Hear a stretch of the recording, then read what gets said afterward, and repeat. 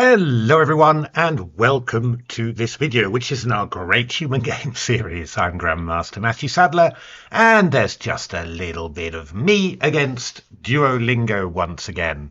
Let's have a look how the game went. It was pretty fun, actually, I have to say. So d4, knight f6, knight f3, e6, g3. I'm not normally a fianchetto man, but I read a book by Pavlovich. I think it was something like a positional approach to 1d4. And I reviewed it favorably, and I sort of wrote that it was a lot of boring openings, but somehow, very, very interesting. And it kind of is really. I mean, G3 not so exciting in many lines, but Pavlovich found ways to make it look playable, interesting, and slightly frustrating for the black player. So quite good fun.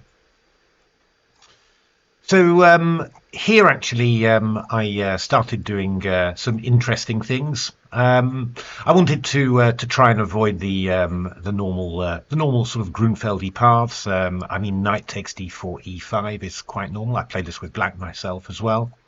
But I just played b3. I mean, until black manages to play e5, I can capture on d4. And the idea is if knight c6, I want to take on d4 and then get some sort of Grunfeld style play with some extra tempi. I saw an article by somebody somewhere. I think it was Jeremy Kane. I think that's right, where he took umbrage at me calling these Grunfeld positions a tempo down for black, not very interesting for black, because he scored quite well with them. But well, I mean, Grunfeld's a couple of tempi up. I mean, it must be worth something, you would have thought. But h6 was played by black, actually just waiting to see if you go knight takes d4 and then to play e5. So I played bishop b2 and black played bishop c5. And actually not a silly move at all, because if I go knight d2, black will go knight c6 and I can't take d4 anymore. So I decided it was time to take on d4, castles. And I would normally have played c4 here, but I decided just to do something different, knight d2. And now e5 from black. Actually, black stands pretty well here, really, you have to say. I thought about knight f3, but I thought, whatever, we'll just play the knight to b5 and see where it all leads to. So knight c6 from black would just be pretty decent, but Duo always does some slightly odd things at times. So played the move knight g4. Probably hoping for some queen b6 tactics lining up on the f2 pawn. So I played e3, and then Duo played bishop takes e3. Not the world's best move, but well, that's just how life is. F takes e3, threw in the move a6 just to embarrass the knight a little bit. Knight c3, and then knight takes e3. Queen e2 takes on f1. Rook takes f1. Got plenty of threats against the central pawns now, and now e4. So I mean, this is this hasn't been the best play for black by any means, but it doesn't look too crazy. I mean, those two central pawns kind of blocking in the white knights. I mean, if black kind of gets organized, then black's going to have two pawns for two bishops. It's not super, but it could easily just you could easily end up as white getting your pieces all blocked. But I saw quite a nice little attack here, and decided to go for it. And it turned out to be not only quite dangerous for black, but actually just a very good decision. So you might want to think a little bit. Just pause the video if you want to work out what that was. It was the move knight takes d5. So queen takes d5 and knight e4. And well, I mean, we've got quite a few pieces in the attack here. The queen can sort of link up everywhere. Not really clear where the queen's going to link up from, but I mean, it can always get involved somehow. And well, the big threat, of course, is knight f6 check, discovering the attack of the bishop on the queen. So black played the move queen e6, which looks quite reasonable. And now I followed up with a good move, and this was the move rook f6. I will confess I did not calculate this quickly. I mean, my games with Duo are over in about a couple of minutes somehow, yeah, so playing very, very fast here. But obviously a very dangerous move. I just looked at a couple of things. First of all, if the queen moves away, I'm going to have something with rook h6. So that must be that must be interesting, right? And if gf6, knight f6, yeah, king h8. I thought I'd have the move queen d3, which turns out to be right. Threatening queen h7 check, and the key point is if queen f5 to block. Oh, you might want to have a look at this move. It's quite unusual, actually. It's the move knight d7 check. So discover check and also blocking the defense of the queen with the bishop. I had not worked out what to do against king g7. But I thought, well, at the very least, I'm going to have a variety of possible perpetuals somehow. So that's never gonna be too bad. I mean, actually, it's rather complicated what the engines thought. This is torch, which showed me what to do. It's takes. Queen d4 here, bishop e4 check. You sort of go on a little hunt of the black piece, and it turns out to be quite difficult for black to avoid losing stuff. It's really weird.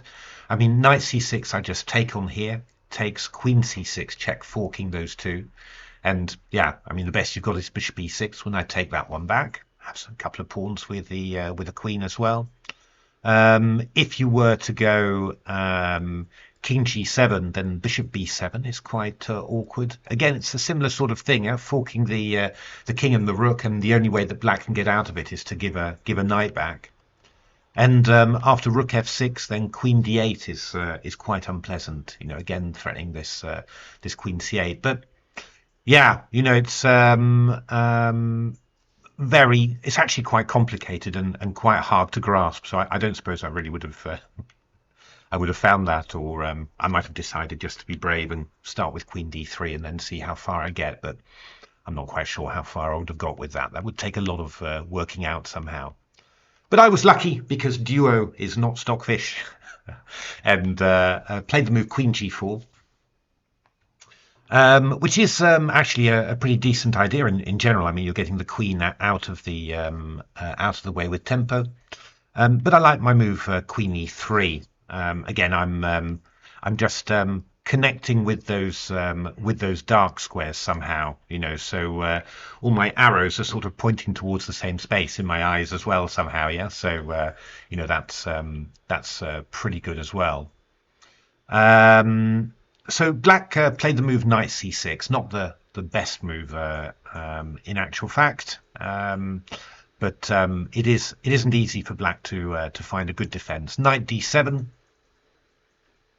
There's actually this very strong move queen d4, which is quite nasty, just lining up all sorts of tricks along this this diagonal, and obviously g takes f6. I just go knight f6.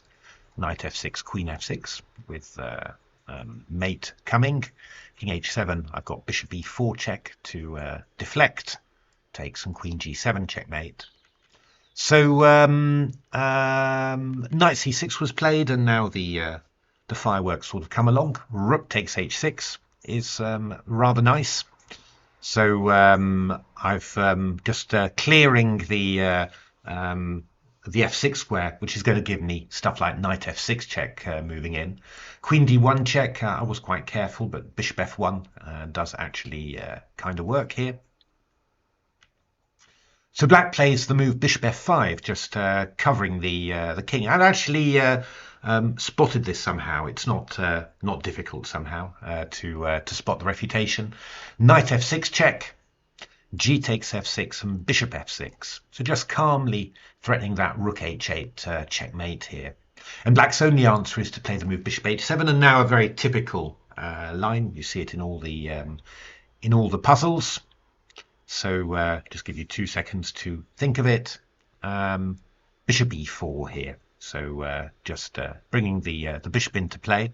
I was quite happy really because I mean, the problem of putting the fianchettoing the bishop is that it's not pointing towards the king somehow. But here I managed to bring it into play. Rook d8, and now yeah, I wasn't really sure whether rook h7 was going to work. Apparently it works too, but this seemed like by far the most simple and sensible. Takes, and then bishop d3.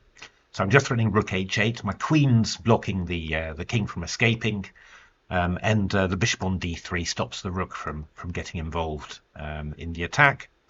Black played rook takes d3, and then a little intermezzo. Rook h8 check, queen g8, and just a nice little idea. Takes, and now queen h6, leaving the rook hanging. I've got queen g7 and queen h8. There's just no way to stop that. Duo, of course, good old-fashioned computer fashion, decided to try and distract me, but I was undistracted. And after knight e7, queen h8 is checkmate. So there we are, just another little bright and breezy little win against Duo. I do lose games as well, by the way. I do definitely have to admit that. Sometimes, sometimes Duo plays well from the start, sometimes plays well and then blunders, and sometimes plays badly at the start and then defends like a lunatic afterwards. So, I mean, it's just a very nice range of games, I have to say, and sometimes you get a fun one like this. So there we are. I hope you're enjoying these videos. I'm probably going to have a look at some more of the Stockfish Classical Gauntlet, Blitz Gauntlet that the TCEC ran. Some very interesting things. There's one video I've already done, and I've got a few more cooking and maybe some Leela games as well for the fans out there. But anyway, thanks very much for watching, and keep your eyes peeled for more videos. Thanks for watching.